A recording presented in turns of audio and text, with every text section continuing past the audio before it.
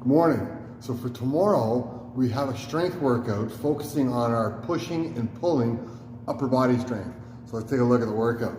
First, we're going to start with 3 sets of our band shoulder complex. Front raise, overhead press, and pull aparts.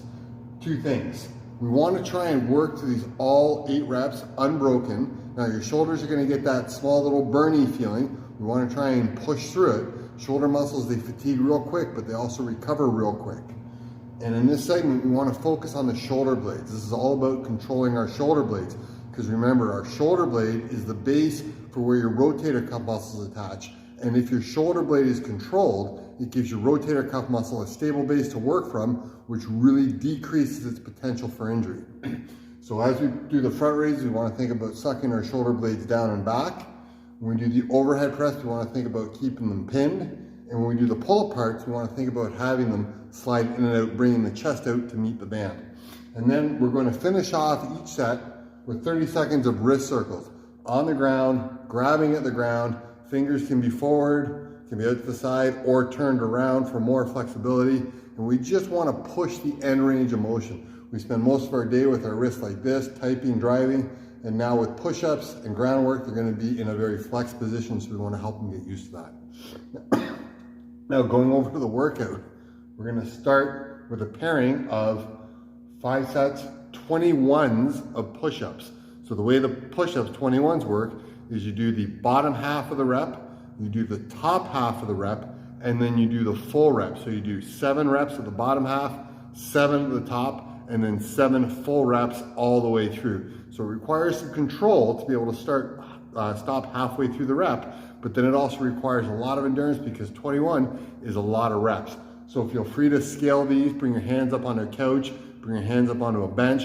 We want to try and strive for unbroken reps, so you may need to scale a little bit up by bringing your hands up. And then we're going to pair that with 30 seconds per arm of single arm rows.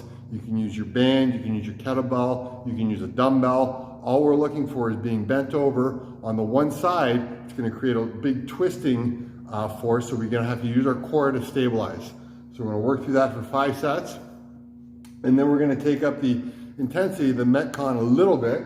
We're going to be doing the 10 sets on 2 minutes. So each set will probably take about a minute worth of work, so it'll be about a minute work to a minute recovery. And we're looking for reasonably high intensity during the minute work and then work on that recovery. So we're going to start with 20 alternating shoulder taps. So we're going to be up in the FLR position and we're going to tap one side, tap the other, again reinforcing that twisting motion that we were working with the single arm rows. Now start by widening your feet out. The closer your feet you get together, the more challenging the exercise is going to be. And then 20 banded bicep curls. So we're just going to stand on our band and then curl right up to our shoulders, bringing our arms right up. Whatever's left over will be your rest.